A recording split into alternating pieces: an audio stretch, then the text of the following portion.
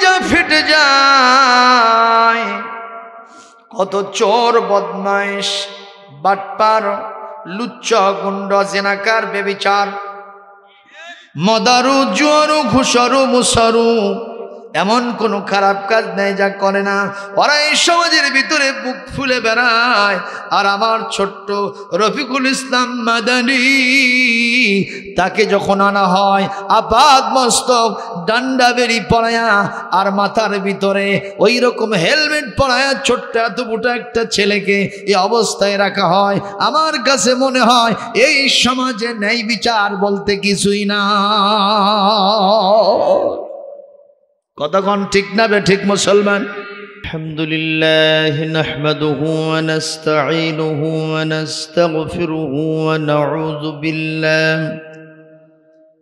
নাউযু বিল্লাহি মিন শুরুরি আনফুসিনা ওয়া মিন সাইয়্যাতি আ'মালিনা ওয়া রাসূলুহু الذي أرسله بالحق بشيرا ونذيرا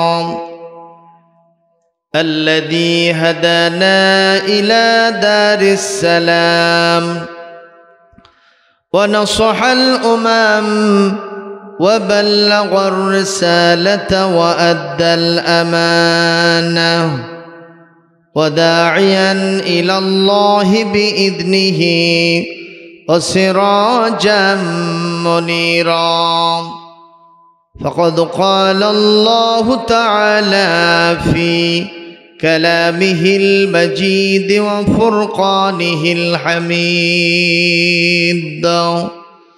أعوذ بالله من الشيطان الرجيم بسم الله الرحمن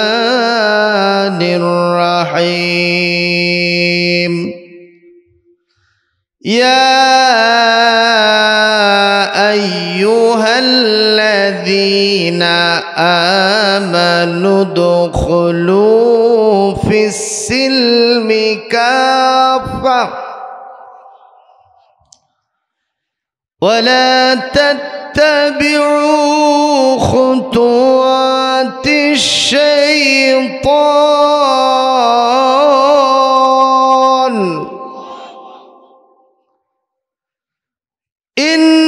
إنه لكم عدو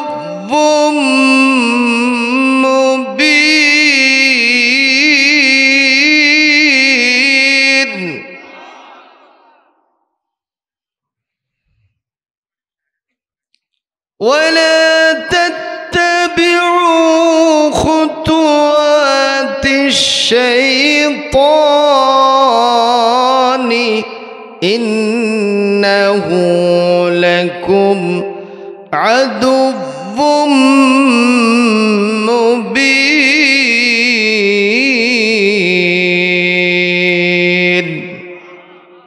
صدق الله العظيم. وعن أبي هريرة رضي الله تعالى عنه قال أتى أعربي النبي صلى الله عليه وسلم قال دلني على عمل إذا عملته دخلت الجنة قال تعبد الله ولا تشرك به شيئا وتقيم الصلاة المكتوبة وتؤدي الزكاة المفروضة وتصوم رمضان قال والذي نفسي بيده لا أزيد على هذا شيئا ولا أنقص منه فلما ولى قال النبي صلى الله عليه وسلم ما سره أن ينظر إلى رجل من أهل الجنة فلينظر إلى هذا متفق عليه رواه البخاري ومسلم مشكاة المصابيح إن الله وملائكته يصلون على النبي يا أيها الذين آمنوا صلوا عليه وسلموا تسليما اللهم صل على مولانا محمد وعلى آل سيدنا শাফিঈনা মুহাম্মদ। সবাই একটু জোরে সোরে পড়েন আল্লাহুম্মা সাল্লি আলা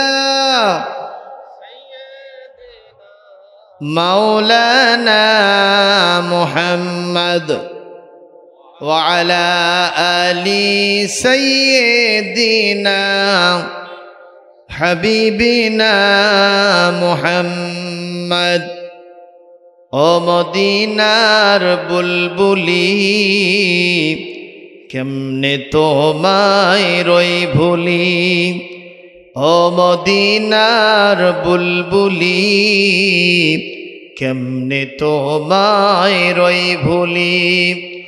দিন কাটে আর রাত কাটে তোমার নামের ফুল তুলি, কেমনে তোমায় রই ভুলি। আল্লাহুম্মা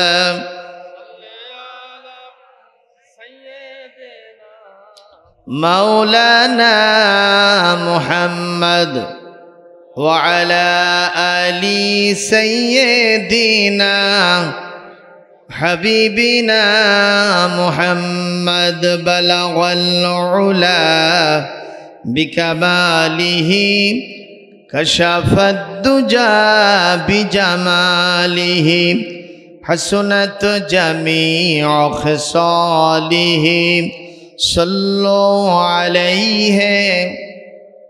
একটু কালেমা পড়েন লা ইলাহা ইল্লাল্লাহ জোরে মুহাব্বতের সাথে পড়েন লা ইলাহা ইল্লাল্লাহ জোরে সোরে লা ইলাহা ইল্লাল্লাহ। আল্লাহর শুকরিয়া আদায় করলে দেখবেন বাচ্চা কাচ্চা খেলাধুলো করতেছে, বাবা বাজার থেকে এক ব্যাগ সওদা করে নিয়ে আসছে, বাচ্চাগুলো বাবার পিছনে পিছনে বাড়িতে দৌড় মারে, যায় না? হ্যাঁ, বাড়িতে যাওয়ার পরে ব্যাগ খুলে দেখলো এক একজনের জন্য এক একটা নিয়ে আসছে। ওরা আবার ওখান থেকে রিটার্ন আসে, যারা তাদের খেলার সাথী ছিল তাদেরকে এসে বলেছে, শুনছ আমার আব্বা আমার জন্য এইটা নিয়ে আসছে। আচ্ছা, এই যে কথাটা বললো তাতে বাপের প্রতি তাদের মহব্বত কি বেশি না কম? জোরে বলেন বেশি না কম? তো আমার আল্লাহ পাক বান্দার মুখের প্রশংসা শুনলে তিনি নিজেই বান্দার প্রশংসায় পঞ্চমুখ হয়ে তার নিকটস্থ যাকারহুমুল্লাহু ফীমান ইনদাহ, আল্লাহর কাছে যারা আছে আল্লাহ তাদের সামনে বলে, শুনছ আমার বান্দা আমার প্রশংসা করছে। কত আদর করেন বান্দা আমাদেরকে, আলহামদুলিল্লাহ কর। এই জন্য ভালো থাকি মন্দ থাকি উভয় অবস্থায় কি বলবো, আপনার অসুখ হয়েছে 7 দিন জ্বরে আক্রান্ত, একজন এসে জিজ্ঞেস করলো কেমন আছো, প্রথমে কি বলবেন? আলহামদুলিল্লাহ আসি ভাই আলহামদুলিল্লাহ, তবে 7 দিন ধরে জ্বরে আক্রান্ত, একটু দোয়া করো তো আল্লাহ যেন সুস্থ করে। কিন্তু প্রথমেই যদি কর না ভাই ভালো নাই, তাহলে আল্লাহ কি হবে? বেজার হবে। আপনার অসুস্থতা ছেড়ে যাবে? ছেড়ে যাবে না। এই জন্য এই বিষয়টি আমরা সব সময় লালন করব, পালন করব, মুখ থেকে উচ্চারণ করব। 2টি কালেমা এমন আছে, বুখারী শরীফের সর্বশেষ হাদিস, নবীজি বলেন কালিমাতানি খাফিফাতানি আলাল লিসান হাবিবাতানি ইলার রহমান সাকিলাতানি ফিল মিজান ওহুমা সুবহানাল্লাহিল আযীম সুবহানাল্লাহি ওয়া বিহামদিহি।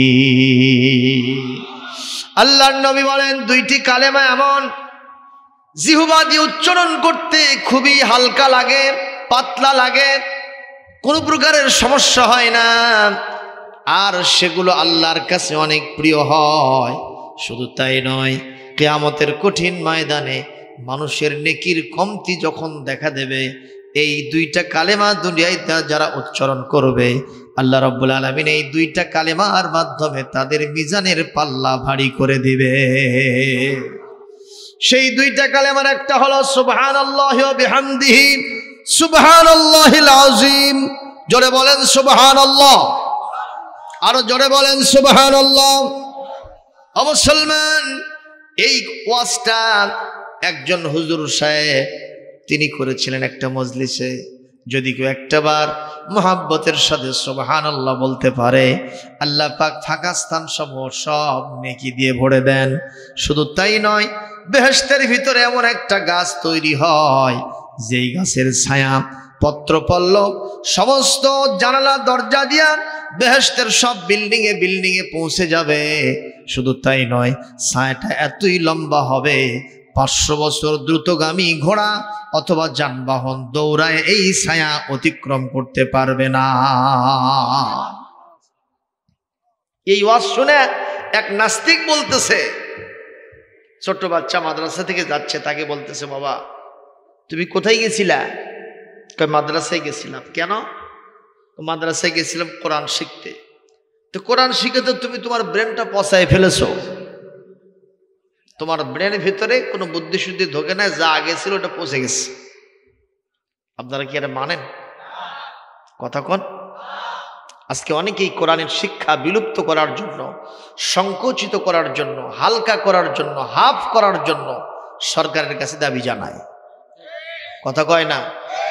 আবার মাঝে মাঝে আমরা দেখি একটু উকি ঝুঁকিও মারে, এগুলো একটু শর্ট করার জন্য। আমরা বলি খায়া কাম পান না, ধর্মের সাথে লাগেন। কতক্ষণ এত কিছু থাকতে সেগুলোর সাথে লাগেন না, ধর্ম এত বাজে কেন আপনাদের? এই জবাব আপনাদেরকে দিতে হবে। ঠিক না? ঠিক কর। আরে বাবা, আমার আপনার সন্তান ধর্ম শিখলে আদর্শবান হবে। কথা করটা কেন? ধর্ম মানুষকে খারাপ বানায় না। ঠিক না? ঠিক। ধর্ম মানুষকে কি বলে? ভালো বানায়। ধর্ম মানুষকে কি বানায়? যে ছেলেটি নিয়ম কানুন অনুযায়ী 5 ওয়াক্ত নামাজ পড়ে, সেই ছেলেটি কি কখনো খারাপ কাজে যায়? কথা বলেন। আপনারা বলবেন অনেকেও তো নামাজও পড়ে, খারাপও করে। আল্লাহ রাসূল বলেছেন ওদের নামাজ হয় নাই।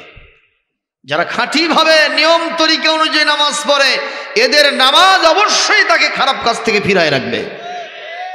ঠিক না? ঠিক। সম্মানিত উপস্থিতি, তাহলে ধর্ম মানুষকে ভালো বানায়। বাপ মার সেবা করা, এটা ধর্ম না ধর্ম? গুরুজনদের প্রতি শ্রদ্ধা জানানো, সালাম দেওয়া, বড়দেরকে শ্রদ্ধা করা, ছোটদেরকে স্নেহ করা, এটা ধর্ম না ধর্ম? কথা কন না কেন? পরিষ্কার পরিচ্ছন্নতা থাকা, এটা ধর্ম না ধর্ম? জোরে বলেন। মানুষের জন্য কল্যাণ কামনা করা, এটা ধর্ম না অধর্ম? জোরে বলেন। একটা সাইল এসে কিছু চাইলো, তাকে খালি হাতে ফেরত দিও না, ধমক দিও না, এটা ধর্ম না ধর্ম? অন্তত কিছু দাও, না পারলে হাসি মুখে কথা কাও, এটাও সৎকার সব হবে। এটা ধর্ম না ধর্ম? একটা মানুষকে অন্যায়ভাবে হত্যা করো না, কোনো নারীকে দেখে শীষ ফুটায়ও না, কোনো নারীর সাথে অবৈধভাবে জিনা করো না, তাকে কখনো অবৈধ প্রেমের প্রস্তাব দিও না, বেলাল্লাপনা করো না, মদ খেও না, জুয়া খেলো না, ওই তুমি গাঞ্জা গ্রহণ করো না, তুমি সুদ খেও না, ঘুষ গ্রহণ করো না। বলেন এগুলো কি ধর্ম না ধর্ম? এগুলো তো সব ভালো। আপনি ধর্ম সংকোচন করবেন কেন? আমাদের তো বুঝে আসে না। কথা কন না কেন? এই জন্য আমরা এখানে যারা বসে আছি, তারা কি ধর্মের পক্ষে না বিপক্ষে? দেখি কারা কারা, একটু হাত তোলেন তো, হাত তোলেন। আমাদের ধর্মের নাম কি? জোরে সরে বলবেন, আরো জোরে। জোর হলো না, হাত নামান। আজকে আমি ইসলাম নিয়ে আলোচনা করব ইনশাআল্লাহ। যারা ধর্মের ব্যাপারে অ্যালার্জি ওঠে, আজকের আলোচনা শুনে অবশ্যই তাদেরকে অ্যালার্জি দূর করে দিতে হবে। ইসলামের চাইতে ভালো ধর্ম আর নাই। একটু তুলনামূলক ব্যাপারটা দেখি। আমাদের যে সমস্ত সনাতন ধর্মাবলম্বী ভাইয়েরা আছেন, আপনাদের গ্রামে আছে নাকি হিন্দু আছে? ওনাদের ধর্ম অনেকে প্রশংসা করে, খুব ভালো, ঠিক আছে ভালো, কিন্তু কিছু কিছু কালো দিক আছে না, আমি নিজে বলবো না। এক সময় ওই যে দয়াল চাঁদ নামে একটা বক্তার নাম ছিল, আপনার নাম শুনছিলেন? ওই পীরগঞ্জ থেকে ওখানে থাকতো, এদিকে এসে ওয়াজ করতো, জরির কাপড় চুর পরতো আর মঞ্চে এরকম দৌড়তো আর যাইতো, ওয়াজ করতো কতক্ষণ। আল্লাহ নামে নৌকা গড়, নবীর নামে পাল খাটাও, বিসমিল্লাহি বলে খুলে তরি খুলে দাও। এই গানটা বেশি কইতাম, দেখেন না আপনারা? আমি ওনাকে জিজ্ঞেস করছিলাম একান্তে বসে যে আপনি নাকি হাজার হাজার সনাতন ধর্মাবলম্বীদের দেবতা ছিলেন, আপনার পুজো করতো তারা, আপনার পায়ে পানি ঢালতো, দুধ ঢালতো, আপনি সেই লোক, কেন আপনি ধর্মান্তরিত হলেন বলেন তো দেখি, হোয়াট ইজ দ্য কজ, কি কারণ? উনি বললেন আমার কারণ আছে নানাবিধ, তার ভিতরে 1 নম্বর কারণ হলো আমি দেখেছি ওই ধর্মের ভিতরে কোনো পবিত্রতা নেই। কি নাই? আমি বললাম একটা উদাহরণ দেন। আমি দেখি আমার দাদি তুলসীর গাছের ওই পাতা থেকে পানি টপ টপ করে পড়তেছে, ওই পানি নিয়ে আমার দাদি পান করে। আমি বললাম দাদি এটা কেন পান করেন? এইটার যে পানি এটা পবিত্র পানি। বেশ ভালো কথা। একদিন দেখি মিস্টার ডিওজি সাহেব, ডিওজি মানে ডগ মানে কুত্তা, উনি পাওয়ালক করে কাম সারছে। তো দেখি সকালবেলা আমার দাদি ওখানে গিয়েই এরকম করে ধরছে, বাটি ধরছে, ওই পানি টপ টপ করে পড়তেছে। আমি বললাম দাদি আজকেরটা টেস্ট কেমন? আগের চেয়ে আজকেরটা টেস্ট বেশি। খালি চটকায় আর খায়, মনে হচ্ছে যে জমজম কূপের পানি চেতাচ্ছে। আমি বললাম দাদি এটাই যদি হয় তোমার ধর্ম, এ ধর্ম তো আসল ধর্ম হতে পারে না, যার ভিতরে অপবিত্রতা থাকে, যার ভিতরে অপরিচ্ছন্নতা থাকে, অপরিচ্ছন্নতা থাকে, এই ধর্ম কখনো ধর্ম হতে পারে না। আমার 1 নম্বর কারণ এটা। 2 নম্বর কারণ কি? উনি বলল 2 নম্বর কারণ হলো ওখানে কোনো ইকুয়ালিটি নাই, সমতা নাই, ওখানে কোনো আদালত নাই, কোনো ইনসাফ নাই। আমি বললাম সেটা কেমন? আমি দেখলাম ওই ধর্মে একজন বড়লোক মানুষ মারা গেল, তার লাশটাকে সৎকার করার জন্য, পুড়ে ভস্য করার জন্য এতগুলো ঘি নেওয়া হলো, তেল নেওয়া হলো, খড়ি আর লাকড়ি নেওয়া হলো, নিয়ে যে সর্বপ্রথম ছেলে সন্তান তার মায়ের মুখে অথবা বাপের মুখে আগুন দিল। এটা কি ধর্ম হতে পারে? কতক্ষণ আগুন দিল, আচ্ছা হলো। তারপরে কি করলো? এতগুলো তেল এতগুলো ঘি নিয়ে গেছে, সবগুলো এত সুন্দর করে আগুন লাগাইলো, কিছুক্ষণের ভিতরে লোকটা পুড়ে আঙ্গার হয়ে গেল। তারপরে সেটা ভস্য হলো, ছাই করে তারা ভাসায় দিল, সব শেষ, বিচার নিকাশ হিসাব টিকাশ সব শেষ। আমি দেখলাম গরিবের ঘরের একটা মেয়ে মারা গেল, ওই মেয়ের বাপও নাই, মাও নাই, মেয়েটা ইয়াতিম মেয়ে, ষোড়শী মেয়ে। একদিন হঠাৎ করে মেয়েটা মারা গেল, এতগুলো তেলও নিতে পারে নাই, এতগুলো ঘিও নিতে পারে নাই, এতগুলো খড়িও নিতে পারে নাই। লাশটা সৎকার করবে এরকম লোকও খুঁজে পাওয়া যায় না। কিছু সংখ্যক লোক আসলো, তাকে নিয়ে গেল, সামান্য একটু তেল কেরোসিন আর সামান্য একটু লাকড়ি নিয়ে গেল। আগুন দেওয়ার সাথে সাথে শরীরের যে পোশাকগুলো ছিল সবগুলো পোশাক পুড়ে গেল, মেয়েটা উলঙ্গ হয়ে পড়ে থাকলো। ওখানে যারা সৎকার করতে গিয়েছিল তারা উলুধ্বনি দিল আর ওখানে হাসতে থাকলো, আনন্দ করতে থাকলো। আমি তখন চিন্তা করলাম বড় লোকের মেয়ে আর ছোট লোকের মেয়ে, এই দুইটার ভিতরে তফাৎ করা হয় যেই ধর্মে, যেই ধর্মের ভিতরে ইকুয়ালিটি নাই, এই ধরনের সমতা নাই, এই ধর্ম কখনো মানা যায় না। এটাকে আমি ছাড়বো, ইসলাম গ্রহণ করব। আল্লাহু আকবার, জোরে কও। আর আমাদের ভিতরে যদি কোনো হাড়ি চান্ডাল অথবা বেন্নার বাচ্চাও যদি মারা যায়, যার খই ভাজে খাওয়ার খোলা নাই, তারপরেও তার লাশটাকে 3 দিন বাড়িতে পড়ে থাকে। কথা কন, বিনা কাফনে দাফন করি, কাফন কাপড় কেনার টাকা নাই, তারপরেও কি তার কাফন দাফন হয় না? কথা কোন? এমন কি ধনী মানুষের চাইতে এটা আরো বেশি ভালো করে হয়। এমন ইতিহাস আছে, তার দোয়া মাহফিলের জন্য গোটা গ্রাম হারি চান্দা করে বিরাট মজলিস করে। মজলিস এখন হালাল না হারাম সেটা নিয়ে আমি কথা বলবো না, কিন্তু হয় কি না? তাহলে বোঝা গেল আমার ধর্মে ইকুয়ালিটি আছে, ওই সব ধর্মে ইকুয়ালিটি নাই। ন্যায় বিচার আছে ইসলামে। জোরে কোন? ইসলামের নির্দেশনাই হলো ন্যায় বিচার ছাড়া, সমতা ছাড়া, ইনসাফ আদালত ছাড়া ইসলামের কোনো অস্তিত্ব প্রমাণ করা যাবে না, অস্তিত্ব থাকবেই না। মারহাবা কোন? ও মুসলমান, ইসলামের সেই অস্তিত্ব কি রকম, ইসলামের সেই ন্যায় বিচার কি রকম, আমি দু একটি ঘটনা কি বলবো। যেরকম ইসলামের চতুর্থ খলিফা, নাম তার হযরতে আলী রাদিয়াল্লাহু তাআলা আনহু। নামটাকে শুনছেন? উনি আমার রাসূলের জামাই, উনি তো খাবেন সব কামাই, ওনার জন্যই তো ন্যায় বিচার মানায়। ঠিক তবে ঠিক, মানুষটা খুব বেটে ছিলেন, বেটে। আমাদের দেশে বাটিয়া মানুষ আছে না, আর শক্তি বেশি না কম?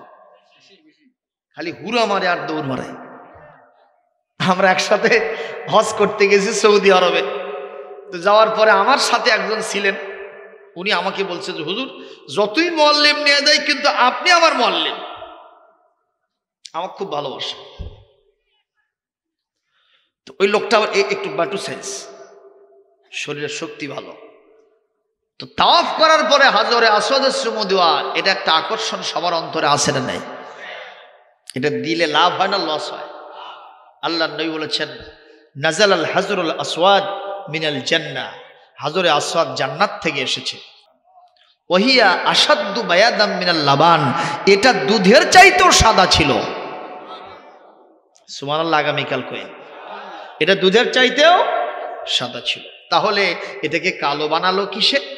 ইবনে মাজার হাদিস বলছে সাওয়াদাতহু খতায়া বনি আদম, বনি আদমের পাপ রাশি চুষে এবং মুছে নিতে নিতে সাদা ধবধবে, দুধের চাইতেও সাদা ধবধবে হাজরে আসওয়াদ কালো পাথরে পরিণত হয়ে গেছে। তো জোরে কোন আল্লাহু আকবার। কিয়ামতের দিন হাজরে আসওয়াদ, আল্লাহ বলবেন তুমি জান্নাতে যাও। হাজরে আসওয়াদ বলবে লাহু আইনান, তার দুইটা চোখ থাকবে, ওয়ালিসানু ইয়ানতিকু বিহা, একটা জবান থাকবে, জবান দিয়ে কথা বলবে, দুইটা চোখ দিয়ে দেখতে থাকবে। কোন পাথর? কোন পাথর? জোরে কয় না বাবা? সব পাথর কি এক পাথর? এই যে আমাদের দেশে মুসলমানদের ভিতরে কিছু শয়তানরা আমাদেরকে নিয়ে এই ধরনের টিকে টিপ্পনি কাটে। তারা বলে তোমরা পূজা করো না ঠিক, কিন্তু হাজরে আসওয়াদের পূজা তো ঠিকই করো। এটা কি আমরা পূজা করি? আপনারা কোন পাথর, পয়াকার থর র, পাথর বলেই কি সব পাথরই এক? এই যে রাস্তায় যে পাথরগুলো দিয়ে রাস্তা তৈরি করা হয়েছে, এই পাথর আর ওই যে কোষ্ঠী পাথর যেটা দিয়ে সোনা যাচাই করা হয়, এই দুই পাথর কি এক পাথর? পার্থক্য আছে না নাই? আমি অনেক জায়গায় গিয়ে বলি, একটা স্যার ক্লাসে গিয়ে জিজ্ঞেস করছে, বাবা বলো তো দুধ আর বিড়ালের মধ্যে কি পার্থক্য? দুধ আর বিড়াল। এক ছাত্র লাইফে ওইটা কয় স্যার কোনোই পার্থক্য নাই। স্যার তো চমকে উঠছে, কোথায় দুধ আর কোথায় বিড়াল, দুটাকে এক বানাইছে কেমনে রে? স্যার বলছে বাবা এর সিমিলারিটি কি, দুইটার ভিতরে মিলজুল কি? ছাত্র বলতেছে স্যার এমনি স্যার হয়েছেন, সিয়ারটা আমাকে দিয়ে আপনি এটি আসেন। কি শয়তান চিন্তা করেন। তা এখন স্যার বলতেছে না তুমি ওখান থেকেই বলো কি মিলজুলটা কি? স্যার জানেন না এতদিন ওই দুধেরও ছানা হয়, বিড়ালেরও ছানা হয়। আচ্ছা বিড়ালের ছানা আর দুধের ছানা, দুই ছানা কি একই ছানা? দুধের ছানা এটা হলো রসগোল্লা, যেটা আপনাদের মেলাতে আজকে আসছে। কত করে কেজি আস? কেউ 100, কেউ 150। মানে ওই যেটা আসলটা সেটা হচ্ছে 200, আর যেটা মফিস সেটার দাম একটু কম। যাই হোক আপনারা খান। তো এখন এই যে দুধের ছানা, সেটা দিয়ে কি তৈরি হয়েছে? রসগোল্লা মিষ্টি তৈরি হয়েছে, এটা দিয়ে জামাই বিদায় করা লাগবে। আর যেটা বিড়ালের ছানা, ওটা দিয়ে জামাই যে বিদায় হবে, বিআই বিদায় হবে, ওটা হলো বিড়ালের বাচ্চা। কিন্তু এক বানাইছে কেমনে? 6 আকার দন্তর নয়, বানানে কি। আর যে শয়তানরা করছে, আমরা যে পাথরের পূজা করি, মহাস্থানের দুধ ঢালি, এটাও পাথর, আর ওখানে যেটা আছে ওটাও পাথর, এদের পূজা করলে যদি গুনাহ হয় তো ওটা গুনাহ হবে না কেন? নাউজুবিল্লাহ বলবেন না? আল্লাহর নবী বলেন, হাজরে আসওয়াদ কিয়ামতের দিন তার 2টা চোখ হবে, 2টা চোখ দিয়ে দেখবেন। লিসানু ইয়ানতিকু বিহা, তার একটা জবান থাকবে, জবান দিয়ে সে কথা বলবেন। আল্লাহ পাক বলবেন, তুমি জান্নাতে যাও, জান্নাত থেকে তোমাকে পাঠাইছিলাম, এখন আবার জান্নাতে যাও। হাজরে আসওয়াদ বলবে, আমি জান্নাতে যাব না। কেন যাবা না? কেন যাবা না? কয়, যেই লোক আমাকে চুমু দিয়েছে আমি তাকে ছাড়া জান্নাতে যাব না। মুসলমান, কোথা থেকে এই কথাটা আসলো? এই যে বেটা মানুষ আমার সাথে গেল, আমি হলাম তার মুআল্লিম, আমি হলাম তার শিক্ষক। হাজরে আসওয়াদে যদি আপনি চুমু দিতে চান, রীতিমতো যুদ্ধ করা লাগবে। দুর্বল হাত যার আছে ও কখনো হাজরে আসওয়াদে চুমু দিতে পারবে না। এমন চাপা মারে, যা যা আছে সব বার হয়ে যাবার ধরে। কথা বলছেন নি? কারো যদি পাতলা পায়খানা থাকে তো ওটি কাম সারা, আর যদি হাট দুর্বল থাকে ওপর থেকে জিবা বাড়াবার ধরে। এইরকম অবস্থা। এই অবস্থায় আমি দেখলাম, আমরা যে কয়জন গ্রুপে ছিলাম, ওই বাটা মানুষ ওই কেমনে যে খালি এই সাইড দিয়ে চলে গেছে, যাই দেখি যে ওই আগে চুমু ধরে আছে, পিছনে মানুষ কি লেচ্ছে কোনো খবর নাই, ওই সারি না। আল্লাহু আকবার কর। এই টাইপের ছিল হযরত আলী রাদিয়াল্লাহু তাআলা আনহু। জোরে কোন মারহাবা। আলীর কি মর্যাদা, সুবহানাল্লাহ। যুদ্ধে বিজয় আসতেছে না, হুজুর বললেন আগামীকাল একটা সেনাপতি পাঠাবো, তার মাধ্যমে বিজয় আসবে। সবাই চিন্তা করলো, হযরত ওমর মনে মনে করছে যে এই সৌভাগ্য বোধহয় আমার হবে। কিন্তু দেখা গেল পরের দিনের সকালে হুজুর সাল্লাল্লাহু আলাইহি ওয়াসাল্লাম যার নাম ঘোষণা করলেন তিনি তার জামাই হযরত আলী। জোরে কোন সুবহানাল্লাহ। কত বুদ্ধি দেখেন। হযরতে আবু বকর এই পাশে, হযরতে ওমর এই পাশে, মাঝখানে হলো হযরতে আলী।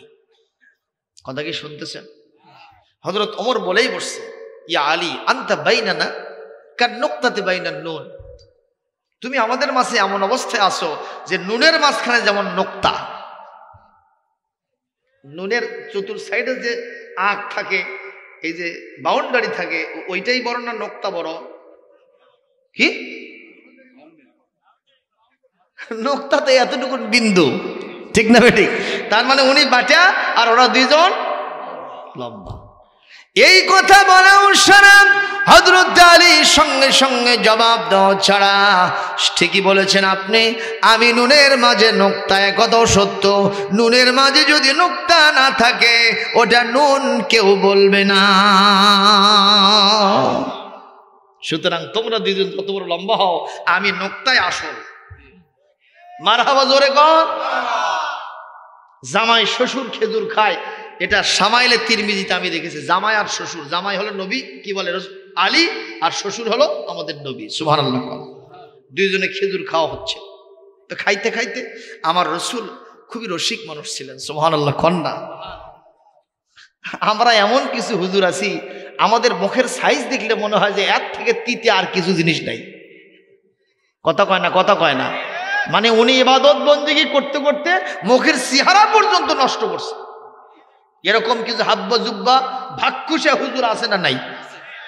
দাড়িগুলো এমন ভাবে রাখে, এবুড়ো থেবুড়ো, কোনো পরিপাটি নাই, কিচ্ছু নাই, জীবনে তো তেল দেই না।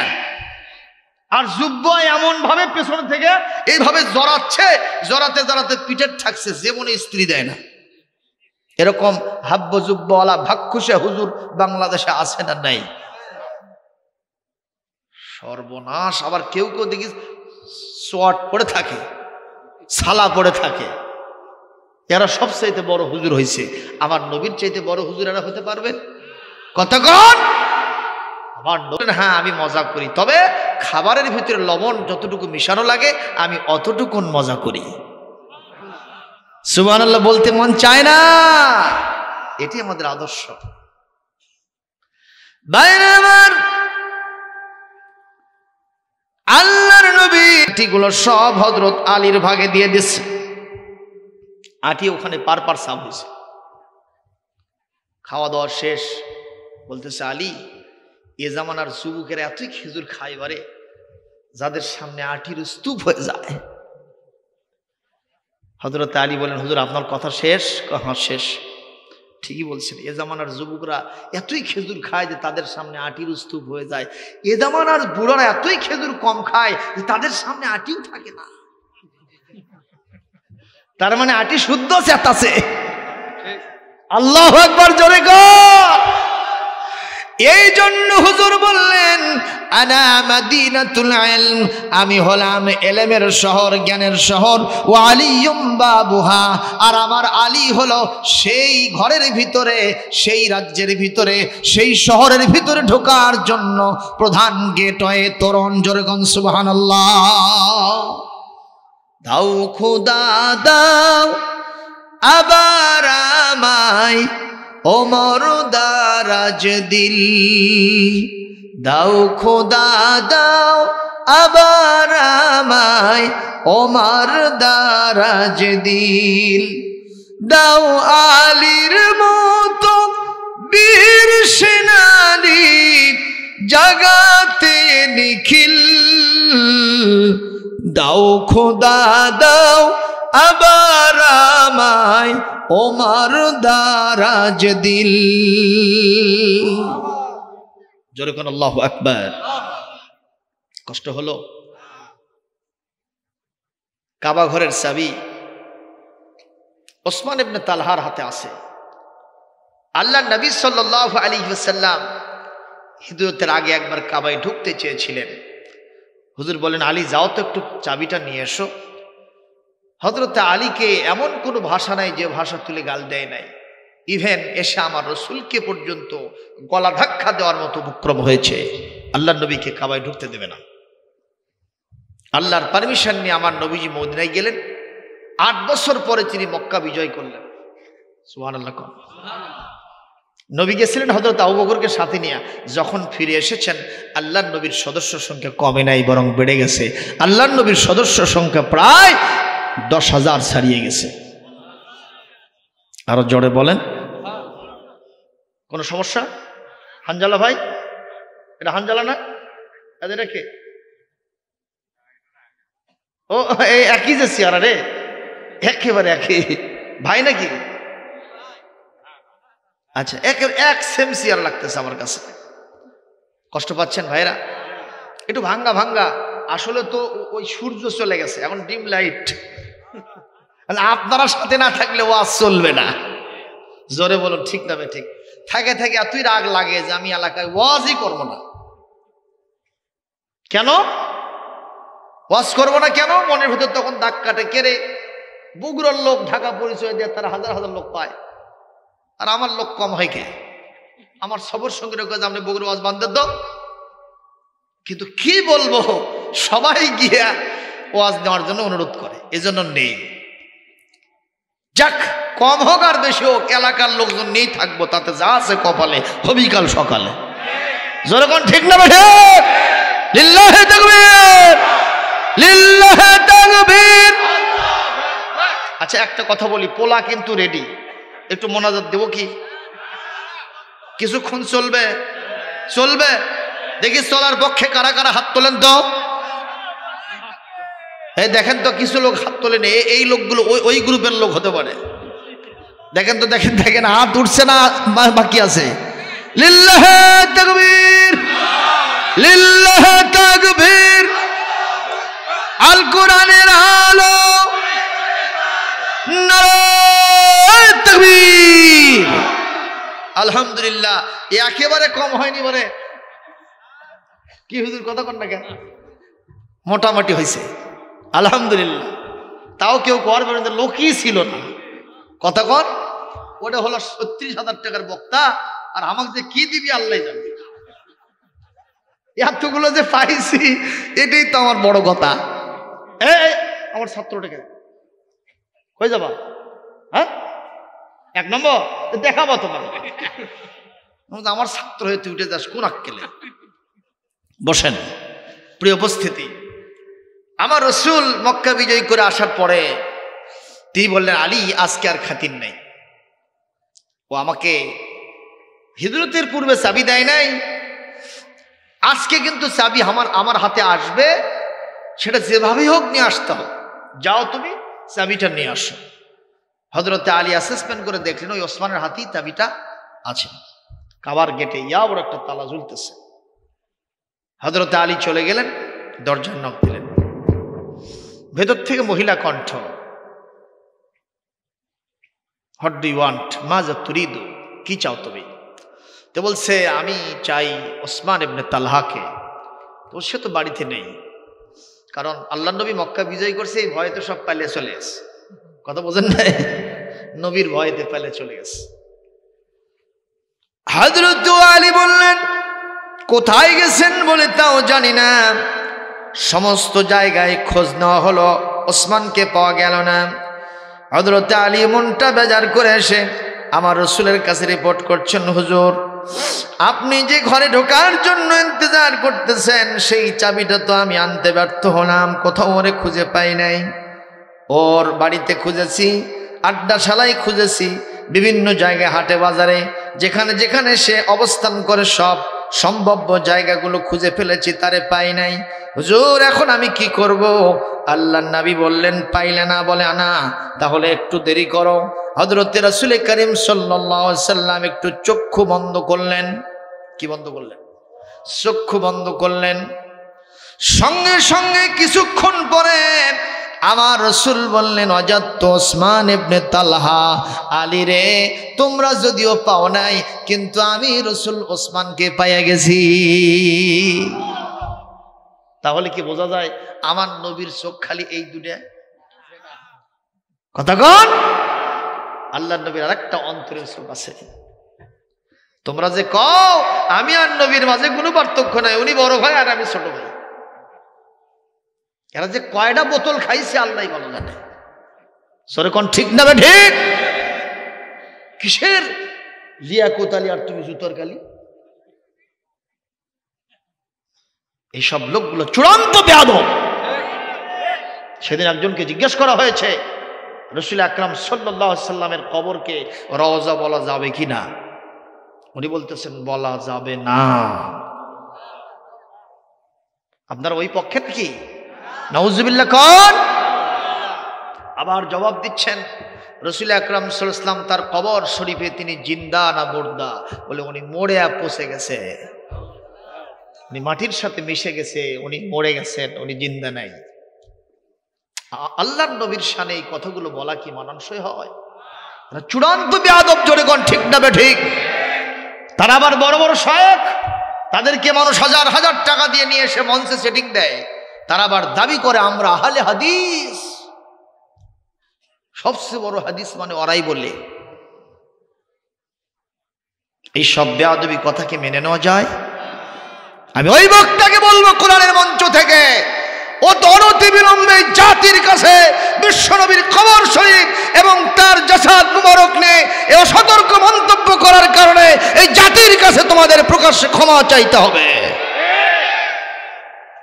কারণ আমার নবীর শানে কোনো বেয়াদবি কাউকে করতে দেওয়া যাবে না। আমার নবীর ব্যাপারে আল্লাহ পাকের কোরআন কত সুন্দর কথা বলছেন।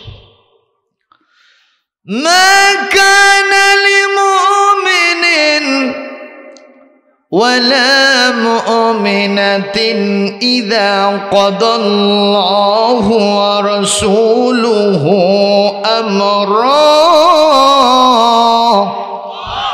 أن يكون لهم الخيرة من أمرهم ومن يعص الله ورسوله فقد ضل ضلالا مبينا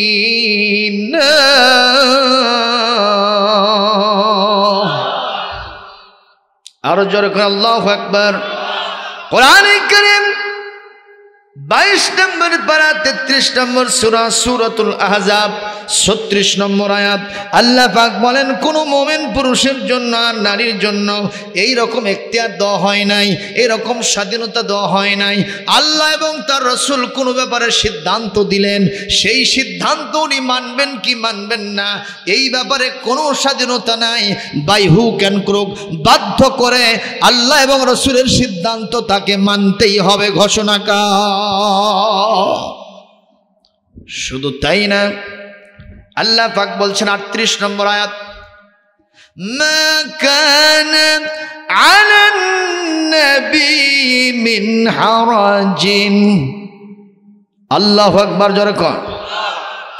মা কানা আলান নবী মিন হারাজিন ফিমা ফারাদাল্লাহু লা সুন্নাতাল্লাহি ফিল্লাযীনা খালাউ মিন ক্বাবলু ওয়া কানা আমরুল্লাহি কদরাম মাকদুরা। الذين يبلغون رسالات الله ويخشونه ولا يخشون أحدا إلا الله।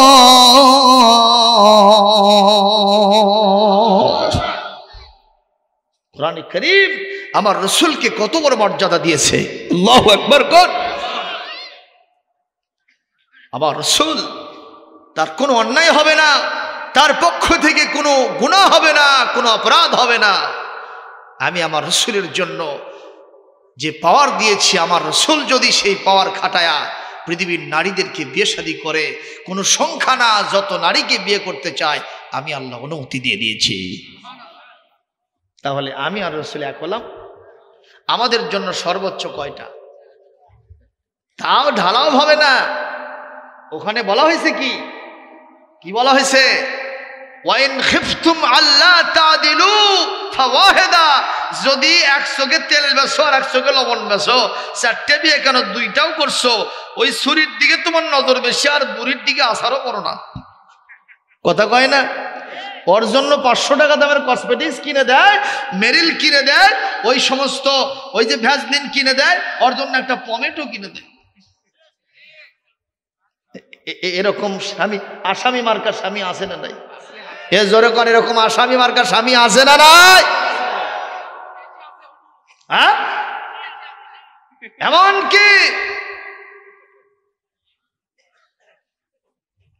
বিবি কথা শোনে না। কথা শুনবে কেন? 1 কেজি করে দুধ কেনে, বিবিক নিয়ে এসে দেয়, বিবি পাক করে, ওখানে ঢকঢক করে খায় আর তল চোখে চাগায়। 1 সপ্তাহ পরে বিবি বলতেছে, প্রাণের স্বামী তুমি আসলে স্বামী না বমি সেটা কত? কেন? 1 কেজি করে দুধ কেন আর আমি পাক করে দিই, ঢকঢক করে খাও, একটা ঢোক কোনোদিন খাইতে গেলে না। কয়ে সখিনা থাম থাম, আমি আনা ঠিক হইলি রে। আর ভাবখানা দেখে মনে হয় ঠিক হয়ে ইরাক যুদ্ধ করবে যাবি। এরকম আসামি মার্কা স্বামী আছে না নাই? কথা কন। ঈদের দিনে সবকিছু কিনে নিয়ে একে রেডি, হ্যাঁ, মাথা থেকে পা পর্যন্ত এমন ভাবে সাজাছে মানে কেবলই আবার নতুন বর সাজলো। বিবি এসে বলতেছে তোমার সব হলো, আমার না কিছু হবে না। তুই আর কি চাস? তোর তো সবই আছে রে। কেন? আমার একটা হিল হলে হলো নি। তোর যা পায়ের সাইজ, হিল তো দূরের কথা, কিল দিল তোর যায় না। জোরে নাউজুবিল্লাহ দেবেন না। এই স্বামীর কথা ওর বউ শুনবি? যখন শুনবে। আর এক বইয়ের কথা শুনলাম, চেয়ারম্যান, গ্রামের বাড়িতে চেয়ারম্যান ছিল। কোথায় ছিল? এরকম চেয়ারম্যান থাকে না? রাত 2টার সময় যায় এরকম করেছে, ঢকঢকাচ্ছে। চেয়ারম্যান সাহেব বাড়াছে বাড়ির থেকে, কেড়ে এত রাতে ডিস্টার্ব করিস তুই? চেয়ারম্যান সাহেব আমার বাড়ির জল লাগবি। কে? আমার বউ খাটর থেকে লাত্তি দাও ফেলে দিস। কি কথা? চেয়ারম্যান সাহেব বললো কি জন্য ফেলে দিল? তোর সাথে একটু কথা কইতো, ফেলে দিল কে? ওই খাট কি তুই কিনছু না কে রে? কয় যে না ওটা শ্বশুরই দিছে। কেরে শ্বশুর আর কি দিছে? কই ঘরের মধ্যে যেগুলা যেগুলা আছে, sofa set, dressing table, wardrobe, যা যা আছে আলনা থেকে শুরু করে সব শ্বশুর দিছে, ওর বাপ দিছে। আর কি দিছে? কই মোটর সাইকেলটাও দিছে। আর কি দিছে? কই চাকরিটাও দিছে। কেরে তোকে লাত্তি মারে ফেলে দাও তো দূরে কথা, জব যে করেনি সেটাই ভালো। জনগণ ঠিক না বেঠে? এরকম যৌতুক নামের কৌতুক বাংলাদেশে নাই। বাংলাদেশে থাকলে খন্না ইউনিয়নে নাই, খন্না ইউনিয়নে থাকলে জগন্নাথপুর গ্রামে নাই। কষ্ট পাচ্ছেন? এগুলো হলে কি কখনো ইকুয়ালিটি কায়েম হবে? ইসলামের সৌন্দর্য থাকবে? ও মুসলমান কতক্ষণ সৌন্দর্য থাকবে? আল্লাহ পাক স্বামী স্ত্রীর ব্যাপারে কি সুন্দর মতামত ব্যক্ত করেছেন কোরআনে কারিমে। ইসলামের সৌন্দর্য আজকে বলবো আপনাদের সামনে, বলেন আলহামদুলিল্লাহ। কি সুন্দর মতামত দিয়েছেন আল্লাহ কোরআনে কারিম সূরাতুল বাকারা 228 নম্বর আয়াত। ওয়ালাহুন্না মিসলুল্লাযী আলাইহিন্না বিল মা'রুফ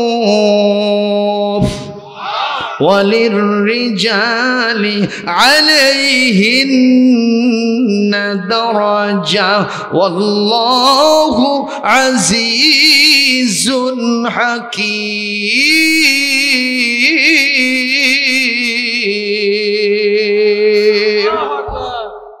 একটু জোরে বলেন আল্লাহু আকবার, আরো জোরে বলেন আল্লাহু আকবার। আল্লাহ পাক বলেন স্বামীর এবং স্ত্রীর অধিকার সমান। কার কথা? স্বামী স্ত্রীর অধিকার সমান।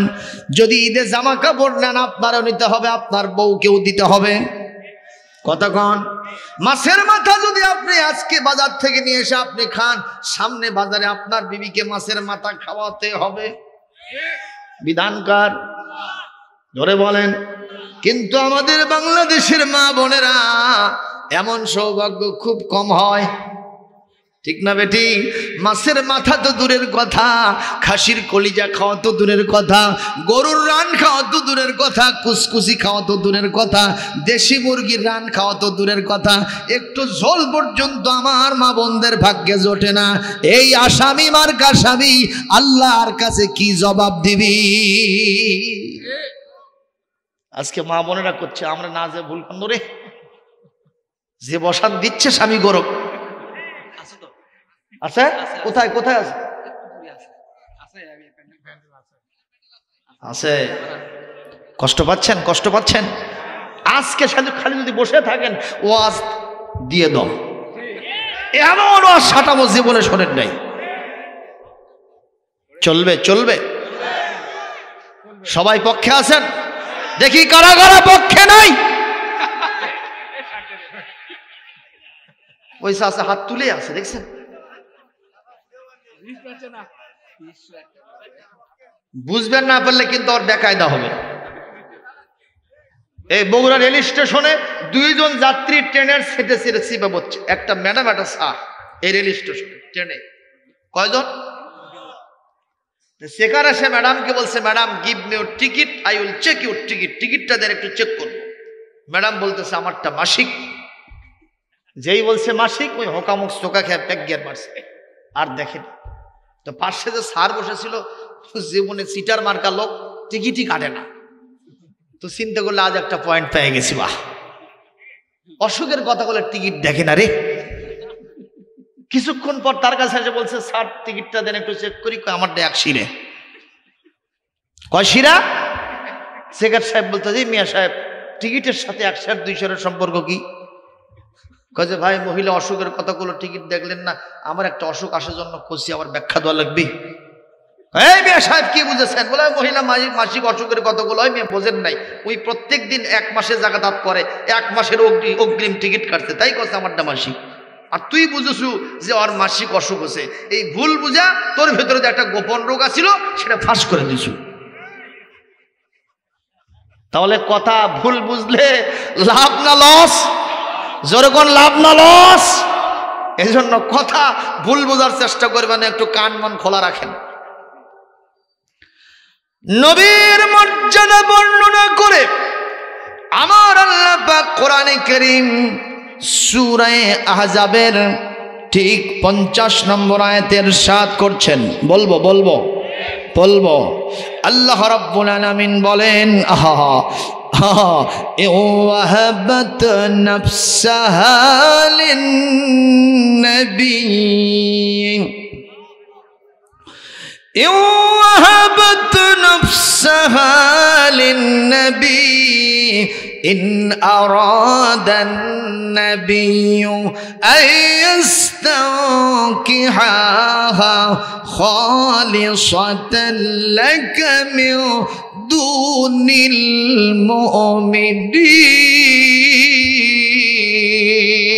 المؤمنين الله رب العالمين বলেন, পৃথিবীর কোন মেয়ে যদি এসে আমার নবীর কাছে প্রস্তাব দেয় আমি আপনার সাথে বিয়ে বসবো, আর নবী যদি বলেন আমি তোমাকে বিয়ে করব, আমি মহরানা ছাড়াই ওই বিয়ে করা আপনার জন্য হালাল করে দিলাম। তুমি যে বলো আমি আর নবী এক, কোনো পার্থক্য নাই, বলেন তো পার্থক্য আছে না নাই? ওরা দলিল দেয় কি, কুল ইন্নামা আনা বাশারুম মিসলুকুম, সূরা আল কাহফ 109 নম্বর আয়াত, যে তুমি বলো হে নবী আপনি বলুন আমি তোমাদের মতোই একজন মানুষ। কিন্তু বলেছে যে তারপরে যার একটা কথা আছে, ইউহা ইলাইয়া, আমার উপরে ওহী নাজিল হয়, তোমাদের উপরে নাজিল হয় না। তাহলে কি ওই আয়াত নবীকে কি আমার মতো বানাই দিল? নবীর এক্সেপশনের একটা মর্যাদা আল্লাহ দিয়েছেন, সুবহানাল্লাহ বলেন না? তা আমাদের দেশের এই শয়তানরা বোঝে না, এই জন্য একজন এসে বলতে, হুজুর আপনারা তো নামাজ পড়তে বলেন, আর আল্লাহ নিজে বলছে লা তাকরাবুস সালাহ, নামাজ পড়োই নিকটে যায় না। তা আমি বললাম যে লা তাকরাবুস সালাহ, নামাজ নিকটে যায় মানেটা কি, কোথায় পাইছো তুমি? বলছে লা তাকরাবু মানে তো তাই, কখনো নিকটবর্তী হয় না। আমরা তারপরে যে কিছু আছে সেটা জানিস, ওয়া আনতুম সুকারা, মদ খায়া মাতাল হয়ে গেছো, এই অবস্থায় নামাজের ধারে কাছে যাবে না। এটা ইসলামের প্রথমের যুগের কথা, তুই শেষে নিয়ে আসছো কোন আক্কেলে, সর মানে দাঁত ফেলে দেবো, বেয়াদব কথা কর, ঠিক না? ঠিক। এক মাহফিল এক শ্রোতা দাঁড়ায় কয়, হুজুর আপনারা গানের বিরুদ্ধে ওয়াজ করেন, কোরআনই তো গানের কথা আছে। আমি বললাম কোথায় আছে? সূরার নাম কি? কয় সূরা গেরগেরা। পারা কত? 31.5 পারা। আমি বললাম আয়াতটা কি কত? কয় গায়ে নালে দি জবর গান, গান জবর গা, গান গা। কি সুন্দর একটা আয়াত বানাইছে। আমি বললাম তোর যদি 31.5 পারা থাকে তাহলে আমার 32 পারা আছে। সূরা করকরা আল্লাহ পাক এখানে হরিণী লাহানে বলতেছে গায়ে নফেস গু খা আলিফ জবর খা। তোর কত লাগে তুই পায়খানার ঢোক, মনে মনে টনে মনে চেতা, আরো যদি সাপ্লাই লাগে দেব। কতক্ষণ? শুধু আগে দেখলে হবে না, পরে কি আছে সেটাও বুঝতে হবে। কথা বলছেন না কেন মুসলমান? কথা আসলো কোথা থেকে? আমার নবীজি বললেন, আলী তুমি ওসমানকে পাও নাই, আমি চক্ষু বন্ধ করে দেখলাম ওসমানকে আমি পাইয়া গেছি। তাহলে বোঝা গেল নবীর শুধু 2টা চোখ নয়, আরেকটা চোখ আছে, সেটা হল অন্তরের চোখ। এটা ইসলাম সম্মত, শরীয়ত সম্মত। হযরত ওমর যিনি শিরক বিদআত জীবনে পছন্দ করতেন না, তিনি বলেছেন আন্নাল মুমিনা ইযা আখলাসা কলবাহু ইয়ারা বিনূরিল্লাহ, ঈমানদার যদি তার অন্তরকে তাকওয়া দিয়ে ভরাতে পারে, এক আল্লাহ পাকের জন্য খুলুসিয়াত দিতে পারে ঈমানের ভিতরে, অন্তরের ভিতরে, সে অবশ্যই অন্তরের চোখ দিয়ে আল্লাহর নূরের তাজাল্লিতে গোপনীয় জিনিসগুলো দেখতে পায়। আরো জোরে বলে, আরো জোরে বলে। মুসলমান 2-1টি প্রমাণ দেব।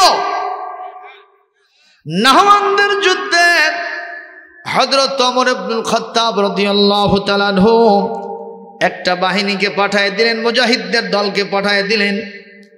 ওনারা চলে গেছেন। জুমার নামাজের দিন হযরত ওমর খুতবা দিচ্ছেন। ফাজিল ক্লাস আকাইদের কিতাবের মধ্যে এখনো পড়া হয়। অধ্যায়টা হলো কারামাতুল আউলিয়ায়ে হাক্কুন, ওলিদের কারামত হলো সত্য। জোরে কোন সুবহানাল্লাহ। ওলিদের কারামত সত্য। এই অধ্যায়ের ভিতরে পড়া হচ্ছে। হযরত ওমর খুতবা দিচ্ছেন। খুতবার ভিতরে সিয়াক সাবাক বাদ দিয়া, কোনো মিলজুল নাই, অসামঞ্জস্যপূর্ণ। হঠাৎ করে জুমলায়ে মুতারেজা তিনি বলে দিলেন এইভাবে, ইয়া সারিয়াতাল জাবাল, ইয়া সারিয়াতাল জাবাল। সাহাবীরা কিছুই বুঝলেন না। হুজুর যে সমস্ত কোরআন এবং হাদিসের আয়াত কোটেশন করেছেন, কিন্তু তার সাথে তো এই শব্দ মেলে না। এটা কি উনি বললেন? নামাজ শেষ হলে সাহাবীরা ধরে বসলেন। আমিরুল মুমিনিন খলিফাতুল মুসলিমিন খুতবা দিতে গিয়ে অপ্রাসঙ্গিকভাবে এই কথাটুকু আপনি কেন বললেন? আমরা তো বুঝতে পারি নাই। বলছে, দেখো, আমার একটা সেনা দল, তারা নাহওয়ানদের যুদ্ধে কাফেরদের বিরুদ্ধে যুদ্ধ করতে গেছে। তারা পাহাড়ে উঠতেছিল, কিন্তু পেছন থেকে একটা শত্রুপক্ষ তাদেরকে অ্যাটাক করতেছে। এটা আমার সেনাপতি টের পায় নাই, ওরা আপন মনে চলতেছে। আমি এখান থেকে আমার সেনাপতিকে সতর্ক করে দিলাম। শত শত মাইলের রাস্তা, টেলিফোন না, মোবাইল না, ফ্যাক্স না, ইন্টারনেট না, এটা সরাসরি কি দিয়া? অন্তর দিয়া। সুবহানাল্লাহ। মুসল্লিগুন আবার এমন ছিল না যে হুজুর যেটা বলবে সেটাই বিশ্বাস করবে। ওনারা বললেন, যতক্ষণ পর্যন্ত আপনার ওই সেনা দল না আসবে, ওনাদের কাছ থেকে যাচাই না করা পর্যন্ত এটা গ্রহণ করব না। আর আমরা যারা আছি বাবা, হুজুর খালি একটা বললে হয়, পাইয়া গেছি একটা হুজুর, ল্যাংটা বাপ হলো তাতেও সই। কথা কর না কেন? ওই যে ঢাকায় বলে একটা ল্যাংটা বাবা বসে আছে, একজন বড় মাথা যে এরম করতেছে, এরম করতেছে। একজন বলতেছে, স্যার কি পালেন, এখানে কি করতেছেন? যে বাবার মধ্যে কিছু আছে, বাবার মধ্যে কিছু আছে। এ কথা বলাও সারা, পাশে থেকে একজন বলতেছে, যা আছে তা তো বার হয়েই আছে। জোরে কর নাউজুবিল্লাহ। ঢাকায়, সিলেট, বিভিন্ন জায়গায় গেলে, এই গত রাতেই তো আমি আসলাম, ওরে বাবা, এমন একটা দরবারের নাম পাইলাম যার নাম হলো মশুরি খোলা। একে জাক জমক আমি দেখে আসলাম, লেখা আছে মশুরি খোলা দরবার শরীফের ওরস মাহফিল। মশুরি খোলা, তার মানে মশুরি লাগে না। দেখ মনে সামনে মশার সেজন আসতেছে, কয়টা মশুরি তোরা খুলে থুস। যেরকম ঠিক না বেঠে?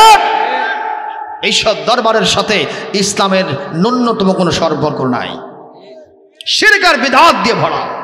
শাহজালাল ইয়ামানী রহমাতুল্লাহ আলাইহি ইসলামিক রিভলিউশন নিয়ে এসেছিলেন এই দেশে। ইসলামিক রিভলিউশন, ইসলামের বিপ্লব তিনি কায়েম করে গেছেন এদেশে। শিরক বিদআতকে উৎখাত করেছেন, কিন্তু তার মাজার নিয়ে আজকে শিরক বিদআত ভরে গেছে। যেরকম ঠিক না বেঠি? ইসলাম যদি কোনোদিন পাওয়ারে আসে, এই মাজারগুলিকে আল্লাহর রহমতের সংরক্ষণ করা হবে। ঠিক না বেঠি? যত চট বাবা, জট বাবা, পট বাবা আছে, ওগুলোকে বারে ওখান থেকে বিদায় করে দে, বলা বাড়ির যে ভাত খা। এখানে কি জন্য এরকম করিস? ঠিক না ঠিক কর? কষ্ট পাইলেন ভাই, কষ্ট পাইলেন? আল্লাহর নবীর সাহাবীগণ নাহওয়ানদের যুদ্ধ থেকে যখন ফিরে আসলেন, এই মুহূর্তে মুসাল্লিগণ জিজ্ঞাসা করলেন, জুমার দিনে কি ঘটেছিল একটু বলো তো। বলে, আমরা যখন পাহাড়ে উঠতেছিলাম, পিছন থেকে শত্রু সেনাদল আমাদেরকে অ্যাটাক করতেছিল, আমরা টের পাই নাই। হঠাৎ করে আমিরুল মুমিনিন খলিফাতুল মুসলিমিন হযরত ওমর ইবনুল খাত্তাবের আওয়াজ আমার কানে শুনতে পেলাম। তিনি বলতেছেন, ইয়া সারিয়াতাল জাবাল, এ পাহাড়ে উত্থিত আমার ছোট সেনাদল, সতর্ক হয়ে যাও। আমরা পিছনের দিকে তাকায় দেখি শত্রু সেনাদল প্রায় কাছাকাছি এসে গেছে। আমরা আল্লাহর রহমতে সতর্ক হয়ে গেলাম আর আক্রমণ থেকে বেঁচে গেলাম। সুবহানাল্লাহ, জোরে বলেন। সম্মানিত উপস্থিতি, আমার রাসূল বললেন, আমি পেয়ে গেছি। আমার রাসূল বললেন, আমি পেয়ে গেছি। কাকে? ওসমান ইবনে তালহাকে। হযরত আলী বলেন, হুজুর কত দূরে আছে? খুব বেশি দূরে নাই, দেখো কাবার ছাদের উপর বসে আছে। সুবহানাল্লাহ বলবেন না? খুব দূরে না কাছে? খুবই কাছে। হযরত আলী তখন উঠলেন, উঠে গেলেন ওখানে, যে দেখেন উনি সাহেব সাবির জিকির করতেছে, আল মিফতাহ, আল মিফতাহ, আল মিফতাহ, আল মিফতাহ। আমরা জিকির করি কি? আল্লাহ আল্লাহ আল্লাহ। আর ওই জিকির করতেছে চাবি চাবি চাবি। চাবির জিকির করে কি চাবি পাওয়া যাবে? ক্ষমতার জিকির করে কি ক্ষমতা পাওয়া যাবে? ক্ষমতা পাওয়ার যদি তুমি যোগ্য হয়ে থাকো, লোকেরা তোমাকে ক্ষমতায় বসাবে। কতক্ষণ জিকির করে লাভ হবে না। কষ্ট পাচ্ছেন? সময় মতো আসো, খেলা খেলা না ঠিক? সম্মানিত ভাইরা, কষ্ট পাচ্ছেন নাকি? আমার রাসূল বললেন, আলী যাও, যে দেখেন উনি চাবির জিকির করতেছে। কারণ কাবার চাবি আর গোটা দুনিয়ার বাদশাহী কোনটার মর্যাদা বেশি? তাত্ত্বিক দৃষ্টিতে বিশ্লেষণ করলে কাবার চাবির মর্যাদা বেশি। সুবহানাল্লাহ কন না। হযরত আলী বললেন, উরিদুল মিফতা, চাবি তো আমি চাইতে আসছি, চাবি দাও, আজকে খাতির হবে না। না, চাবি দেব না। আর সাহাবীরা রাসূলের অনুমতি ব্যতি রেখে কোনো কাজও করতেন না। দৌড়ে গেলেন, যে বললেন, ইয়া রাসূলুল্লাহর সাথে চাবি দিতে চায় না, কি করব? বলে, তুমি কি তার সাথে মল্লযুদ্ধ করে হলেও চাবি কি আনতে পারবা? হুজুর, আপনি তো বলেছেন আমি কাফেরদের জন্য বাঘ হয়েছি, শুধু পারমিশন দেন, দেখেন কিছুক্ষণের ভিতরে কি হয়ে যায়। হযরত আলী বললেন, যাও, আজকে খাতির হবে না, চাবি আনতেই হবে। মারহাবা গণ। ইসলাম ধরে ধরে ধরে না, ধরলে আর কখনো ছাড়ে না। কথা কয় না? অনেকে কয় হুজুররা তোমার খায়, কিছু হয় না কেন? কথা কয় না। শান শৌকত যারা মারে খালি তরকারি মারে, আর হুজুররা খালি পদোন্নত হয়। ব্যাপারটা কি বুঝি না কে? বুঝবেন না তো আপনি। আল্লাহ কোরআনে কি বলছেন? ওয়ায়ামুদ্দুহুম ফি তুগয়ানিহিম ইয়ামাহুন। আমি বর্ষির রশি ঢিলা দিয়েছি। ঠিক না ঠিক? বর্ষির রশি ঢিল দিয়েছে। আপনারা যারা বর্ষিতে মাছ মারেন দেখেন না, ওই যে ওর সাথে এত বড় কি রাখেন? ওটা না না, কলা না, পাতারি না ভাতারি, জানো? ভাতারি না, পাতারি, তাই না? শিমটা দেন যেটা, আর এটা হলো কালা, তাই না? বর্ষি তো এটা, ওর সাথে একটা টোপ দেন, মাছ এসে এরকম ঠোকর মারে, আরে না? তো মাছ ঠোকর মারার সাথে সাথে দেখবেন কিছুক্ষণের জন্য ওই ফাতারিটা একটু নিচের দিকে যায়। আদর্শ বর্ষিওয়ালা যিনি, মাছ মারার অভিজ্ঞতা যারা আছে, সঙ্গে সঙ্গে কিন্তু খুঁটা মারে না, মারে মারে। যখন এই ফাতারিটা নিচে তলে গেছে, 2 মিনিট হয়ে যায় আর ওঠে না, মনে করতে হবে যে জাত মতো কালাটা গিলিছে। ঠিক না ঠিক? এখন যদি খুঁটা মারে বাবা, ওর 14 গোষ্ঠী পালাতে পারবে না। এটা হলো আমার আল্লাহর রীতি। সুবহানাল্লাহ জোরে কর। এটা আমার আল্লাহর রীতি। فلا تعجبك أموالهم ولا أولادهم إنما يريد الله ليعذبهم بها في الحياة الدنيا وتزهق أنفسهم وهم কাফিরুন। একটু জোরে মান আল্লাহু আকবার। আল্লাহ রাব্বুল আলামিন কোরআনে কারীমে সূরা তাওবার 35 নম্বর এবং 55 নম্বর এবং 85 নম্বর দুইটা জায়গায় একটা আয়াত সেটিং দিয়ে বারবার বলেছেন, শোনো শোনো, এই পৃথিবীতে কাফের বেদিন ইসলাম বিদ্বেষীদের শান শওকত, তাদের মান ইজ্জত, তাদের ক্ষমতার চেয়ার, তাদের সব কিছু দেখে তোমরা ধনবল জনবল দেখে মন খারাপ করবা না, আশ্চর্যান্বিত হবা না। এইটা আমি দুনিয়াতে দিয়েছি তাদের আযাবের কারণে, আর আখিরাতে যখন তারা দুনিয়া থেকে বিদায় হয়ে যাবে, ঈমান নামক মহাসম্পদ তাদের নসিব হবে না। ও যখন মারা যাবে কাফের হয়ে আমার কাছে আসতে হবে। তার কথা আরো জোরে কর। যারা ইসলাম বিদ্বেষী, তাদের ধনবল জনবল দুনিয়ার জীবনে তাদের আযাবের কারণ ঘোষণাকার। একটু জবাব দেবেন, যার টাকা পয়সা বেশি তার চিন্তা কম। চিন্তা এমন কি 10 লক্ষ টাকার ব্যবসা করছে, বাসায় যে যাবে ওই টাকা নিয়ে, এত রাতে তো আর ওগুলো ব্যাংকে রাখা যায় না, একা যেতে পারে না। চাকর নৌকর 8-10 জন যারা ছিল সবাই বাড়ির মধ্যে ঢুকে দিচ্ছে, তাও ঘুম ধরে না। কয় লাখ টাকা? মাত্র 10 লাখ টাকা। 10টা ঘুমের ট্যাবলেট খাইছে, ঘুমই ধরে না। কোন দিক থেকে খালাতো ভাইয়ের এসে যে নিয়ে যাবে আল্লাহই জানে। টাকা তো নেবেই, না দিতে চাইলে আমার জানটাও যাবে। তাহলে চিন্তা বাড়লো না কমলো? আর রিক্সা চালক সারাদিন রিক্সা চালায়া 500 টাকা কামাই করছে, বাড়িতে এসে দেখে ডাল চালের বাংলা খিচুড়ি। কি খিচুড়ি ভাই? বাংলা খিচড়ি খাওয়াও সারা, কিসের জানলা দরজা বন্ধ করা, ইটার মতো শক্ত বালিশে মাথা দিতে দেরি আছে, নাকের সাউন্ড শুরু হতে দেরি নয়। আপনার 1 নম্বর প্রশ্নের জবাবটা আমি আগে দেব, মারহাবা। তবে যেহেতু আপনি আমাকে জিজ্ঞাসা করেছেন আর আমি হলাম জিজ্ঞাসিত ব্যক্তি, সাধারণত ছাত্ররাই শিক্ষকের কাছে জিজ্ঞাসা করে, তাহলে আমি হলাম শিক্ষক আর আপনি ছাত্র। আমি হলাম এতটুকুন আর আপনি এরকম তারাশে জোয়ান মানুষ। ছাত্র আর শিক্ষকের তো ব্যবধান হয়ে গেল। শিক্ষকই তো উচ্চ হবে, অন্তত না হলে সমান সমান হবে। হয় আপনি আমাকে তোলেন, না হয় ডাবেন। কোনটা করবেন? কয় বাবা তুমি থাকো, আমি না ডাবি। যেই না ডাবছে ভাই, এই ছোট্ট হাত 2 দিক থেকে খালি টানিয়া সর মারছে গালত। সর মারাও সারা, উনি সাহেব গাল নাড়াও সারা। বলতেছে বাবা তুমি ছোট শোল, তোমার সরের ওজন মনে হয় 3 মণ। এত বড় ওজন কেমনে হলো তোমার সরের? আচ্ছা মন 3 হোক না 5 হোক, তুই হয়েছে কি নাড়াচাড়া করতেছেন কে? কই বাবা সেই ব্যথারে, তুমি মনে হয় ফেরাউন মুসা মার্কা চোর, ফেরাউনক মারছো। কতক্ষণ ঠিক দেবে ঠিক? এরকম একটা চোর হযরত মুসা আলাইহিস সালাম ফেরাউনক মারছিল না? মারছিল কিনা? ওই একদিন নাকি ফেরাউনের বাহিনীর 3 সদস্য দৌড়ে যে খালি ঊর্ধ্বশ্বাসে ছুড়ে দেল, স্যার চোর মারছে, কিল হাঁকাছে, পড়ছে আর মরছে। কে রে? কয় আপনার বাহিনীর সদস্য, বাকি খায় টাকা দেয়নি। কয় আমি সরকারি দলের লোক।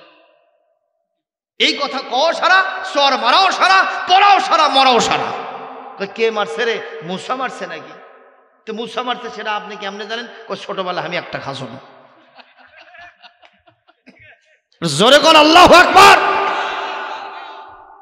এই মুসা মার্কা চোর মারা দিছে ভাই, খালি গাল নাড়তিছে। চাচা ব্যথাটা কোথায় একটু দেখান তো। কয় বাবা এটি এটি। বলতেছে চাচা আমার চোখটা এতই শার্প, কোনো চশমা লাগে না, এই অনুপরিমাণ জিনিস নিচে পড়ে থাকলে আমি সেটা দেখতে পাই, কিন্তু এখানে যে আপনার ব্যথা, আমি 1000 চেষ্টা করতেছি, ব্যথা দেখতে পাচ্ছি না। কয় বাবা ব্যথা দেখো আর না দেখো, তোমার চরের ওজন এখানে লাগার কারণে ব্যথা যে হয়েছে এটাই সত্য, এটাই বাস্তব। ব্যথা অবশ্যই আছে, তুমি দেখো আর না দেখো, বিশ্বাস করো আর না করো। ছেলেটা পয়েন্ট পেয়ে গিয়ে বলতেছে ব্যথা আমি দেখতে পাই না, তারপরেও আপনি বিশ্বাস করার জন্য আমাকে ইনসিস্ট করেন, বাধ্য করেন। তাহলে মহান আল্লাহকে দেখা যায় না, কিন্তু আসমান জমিনের সৃষ্টি নৈপুণ্য নিয়ে চিন্তা করলে কেন বোঝা যাবে না? দেখা যায় না কিন্তু তারপরেও আল্লাহ আছে। সুবহানাল্লাহ, জোরে কর। আছে না নাই? ইন্না ফি খালকিস সামাওয়াতি ওয়াল আরদি ওয়া ইখতিলাফিল লাইলি ওয়ান নাহার লাআয়াতিন লিউলিল আলবাব।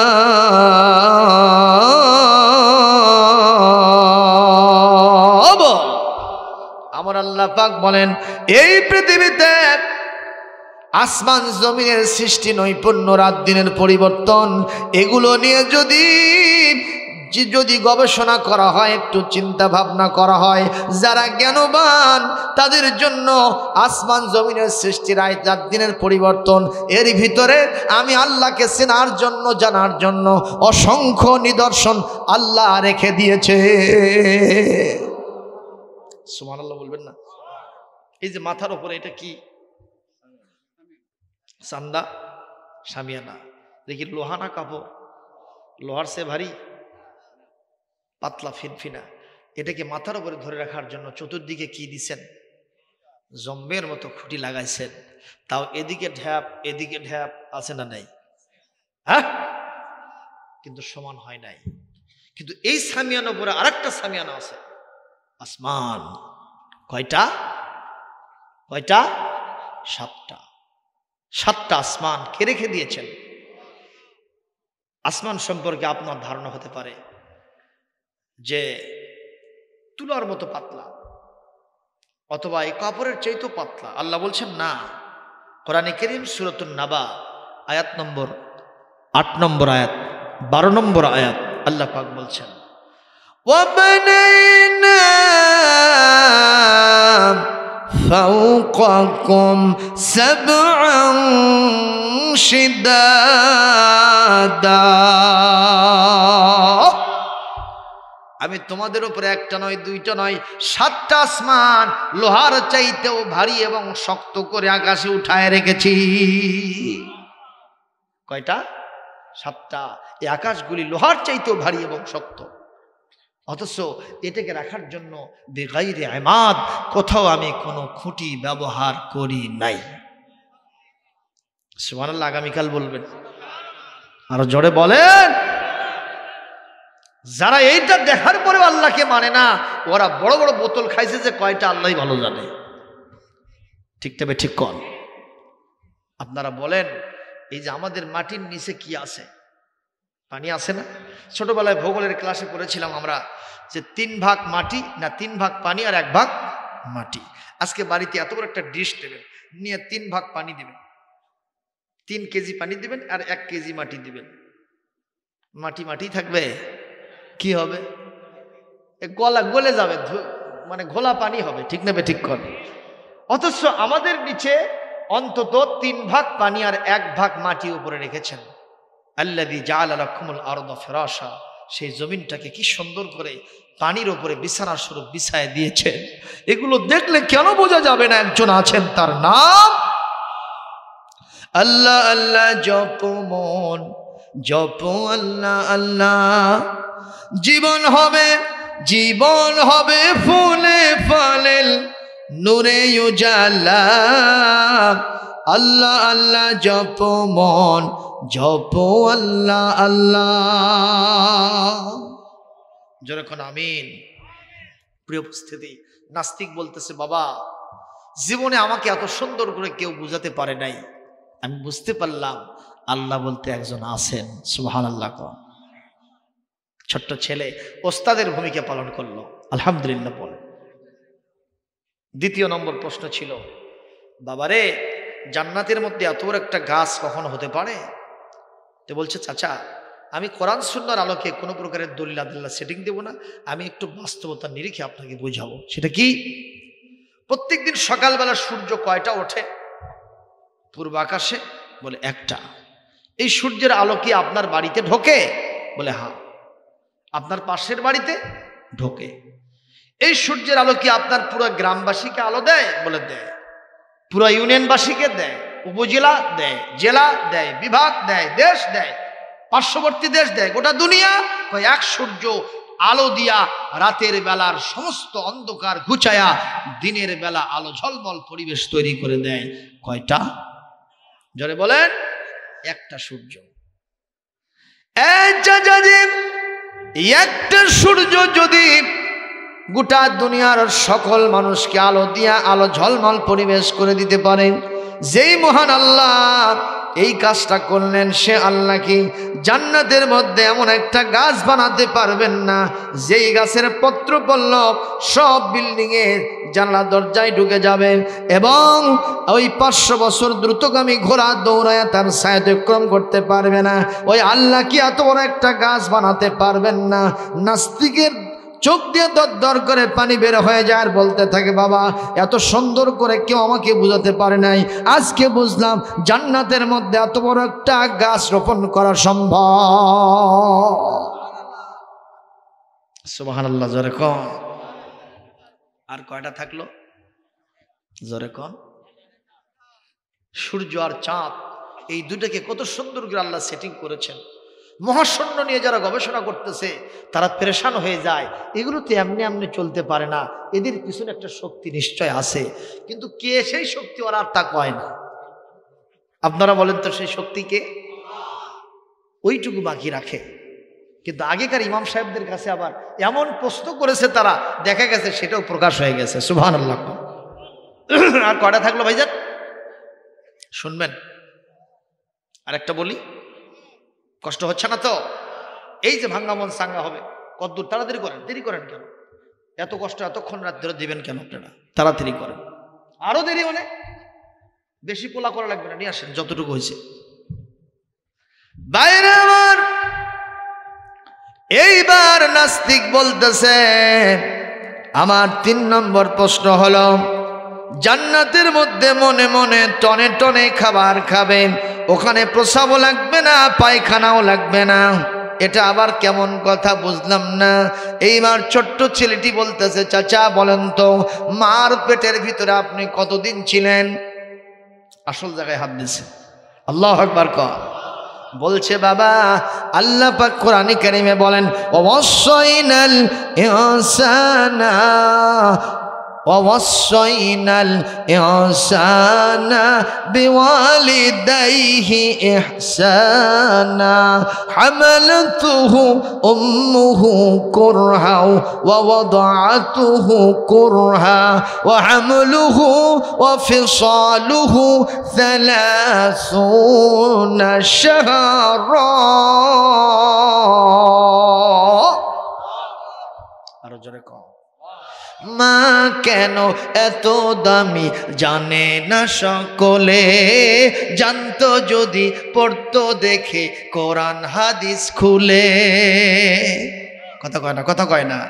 মা কেন এত দামি জানে না সকলে, জানতো যদি পড়তো দেখে কোরআন হাদিস খুলে। 10 মাস 10 দিন গর্ভে ধারণ করেছিলেন মা, কষ্ট সহ্য করেছিলেন মায়ে যতই যন্ত্রণা। 10 মাস 10 দিন গর্ভে ধারণ করেছিলেন মা, সহ্য করেছিলেন মায়ে যতই যন্ত্রণা। কিভাবে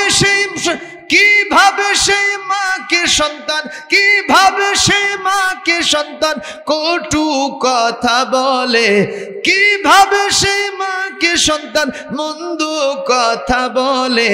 মা কেন এত দামি জানে না সকলে, জানতো যদি পড়তো দেখে কোরআন হাদিস খুলে। আল্লাহর ওলি বাইজিদের শুনুন ঘটনা, মায়ের সেবা করে যিনি করলো নমুনা। ঠিক না ঠিক, ঠিক না ঠিক। আল্লাহর ওলি বাইজিদের শুনুন ঘটনা, মায়ের সেবা করে যিনি করলো নমুনা। কিভাবে সেই মাকে সন্তান, কিভাবে সেই মাকে সন্তান কটু কথা বলে। মা কেন এত দামি জানে না সকলে, জানতো যদি পড়তো দেখে কোরআন হাদিস খুলে।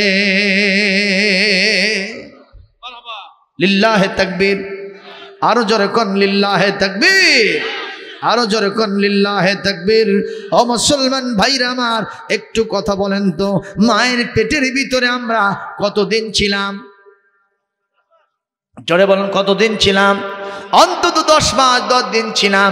এই ছোট্ট ছেলেটি পয়েন্ট পেয়ে গিয়ে বলতেছেন, চাচাজি বলেন তো, মায়ের ছোট্ট পেটের ভিতরে আপনারা 10 মাস 10 দিন থাকলেন, বলেন তো খেয়েছিলেন না না খেয়েছিলেন? বলে, বাবা খেয়েছিলাম। না খেয়ে তো বাঁচা যায় না। কিভাবে খাইলেন? বলে, মায়ের নাভির সাথে আমার নাভির তার জুড়ে দেওয়া হয়েছিল। মা যা যা খাইছেন ডাইজেশন হওয়ার পরে রক্ত আকারে আমার পেটের ভিতরে আল্লাহ পাক পাস করে দিয়েছিলেন। ওইটা খেয়ে খেয়ে আমি 10 মাস 10 দিন মায়ের পেটের ভিতরে বেঁচেছিলাম।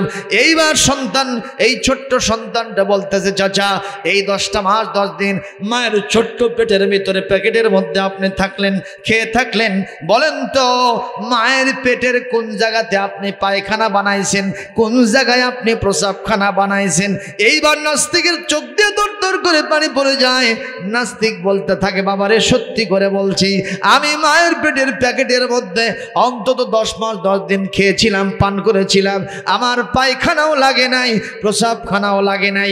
এ কথা বলাও ছাড়া ছোট্ট ছেলেটি পয়েন্ট পেয়ে গিয়ে বলতেছে যে আল্লাহ পাক পেটের ভিতরে খাওয়ায়া প্রসাব পায়খানা ছাড়াই আপনাকে বাঁচায় রাখলেন। সেই মহান আল্লাহ ওই কায়দায় জান্নাতের ভিতরে খালিদিনা ফিহা আবাদা, চিরদিন থাকবে, খাওয়া দাওয়া হবে, পানি পান করা হবে, প্রসাবও লাগবে না, পায়খানাও লাগবে না। আল্লাহু আকবার জোরে বলতে পারেন না? বলেন তো এই জ্ঞানটা যাদের ভিতরে আছে তাদের ভিতরে সব জ্ঞান কে দিয়েছেন?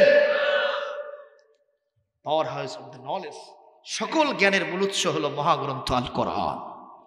মাদ্রাসায় যারা পড়ে এদের ব্রেন পচে যায় না।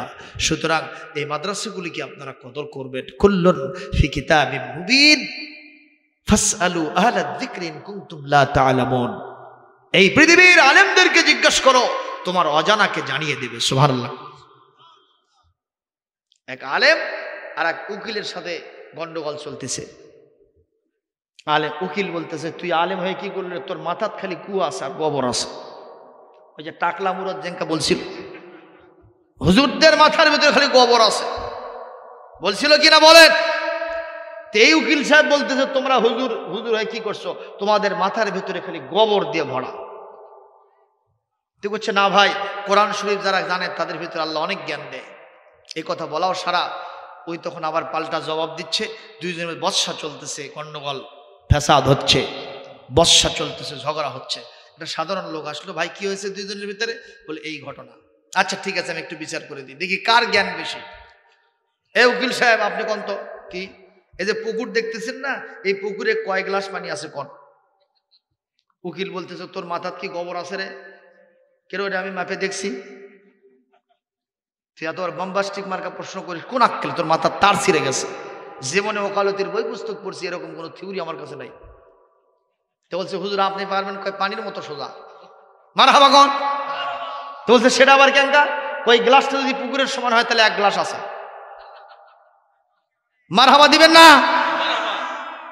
আর যদি ওই গ্লাসটা ওই পুকুরের ডবল হয় তাহলে অন্তত হাফ গ্লাস আছে। যেরকম ঠিক না বে ঠিক? এইভাবে জবাব দেওয়া শুরু করছে। কয়, আসলে বুঝে পারলাম হুজুররা খেজুর না, এদের ভিতরে কিছু মাল আছে। জোরে মারহাবা দেন, আরো জোরে কর আল্লাহু আকবার। এই জন্য আমাদের কলিজার টুকরা সন্তানদেরকে আমরা মাদ্রাসায় পড়াবো। জোরে বলি ইনশাআল্লাহ। ইন্নাকা হামিদুম মাজিদ।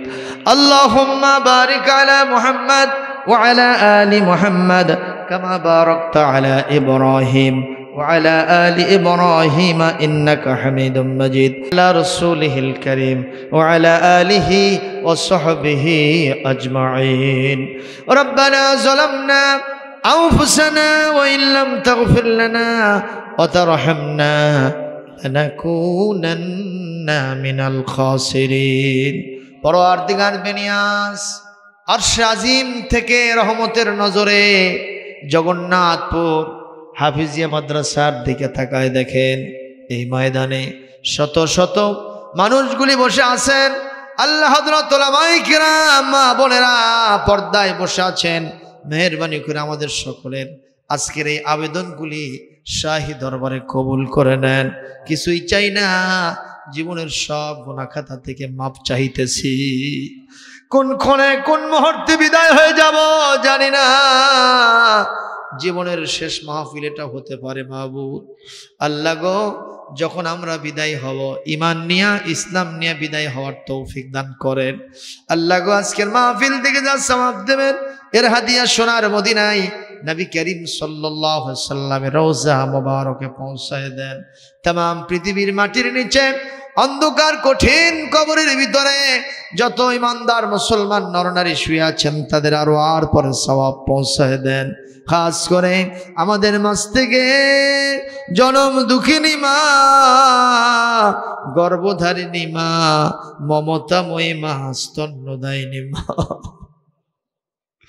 এই দুনিয়াতে জীবনে নিজের সুখ শান্তির কথা চিন্তা করেন নাই দরদি মা আমাদের। অনেক মায়েরা ছিলেন মানুষের বাড়িতে কাজ করে খেতেন, আমি চোখে দেখেছি। এক পাল সন্তান সারাদিন কাজ করে এক থাল ভাত পেয়েছে। বাড়িওয়ালা বলে, এখানে ভাত খেয়ে যাও। মা বলেছে, আমি যদি খাই আমার এক পাল সন্তান সন্ততি আমার দিকে চেয়ে আছে, ওরা কি খেয়ে বাঁচবে? মা বাড়িওয়ালার বাঁকা চোখ দেখে তারপরেও ভাতটা বাড়িতে নিয়ে আসলো। ভাতটা দেওয়ার সাথে সাথে চতুর্দিকে শকুনের মতো ভাত খাইতে ছেলেরা বসে গেল।